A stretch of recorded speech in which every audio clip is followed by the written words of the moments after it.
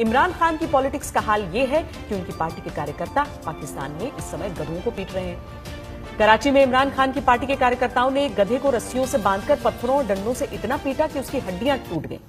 फिर उसे एक गाड़ी से भी कुचल दिया। 2 घंटे तक यह गधा कराची की सड़क पर पड़ा रहा, जिसके बाद एक स्थानीय नागरिक के बताने पर ACF एनिमल रेस्क्यू नाम की संस्था के लोग आए और गधे को इलाज के लिए लेकर गए।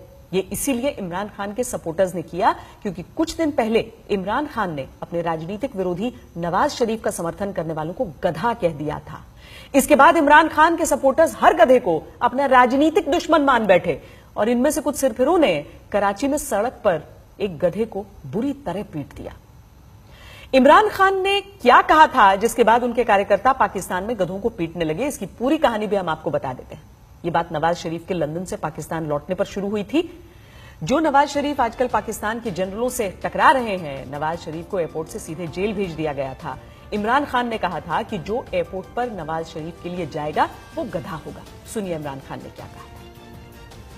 कोई नून लीग का कारकुन जिसका जमीर जिंदा है कभी भी एक उस मुजरिम को एयरपोर्ट लेने नहीं जाएगा जिसने इस गरीब कौम का 300 अरब रुपया चोरी करके बाहर लेके गया। जो एयरपोर्ट इसको रिसीव करने जाएगा वो गधा होगा।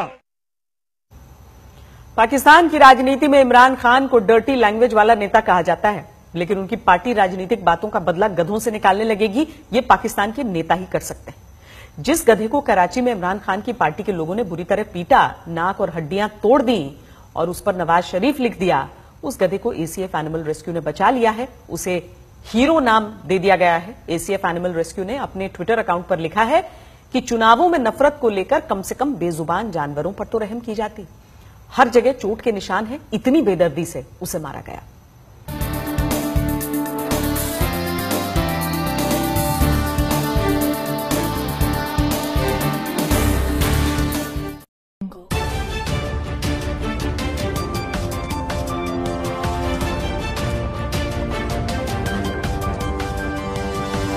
Audio Jungle.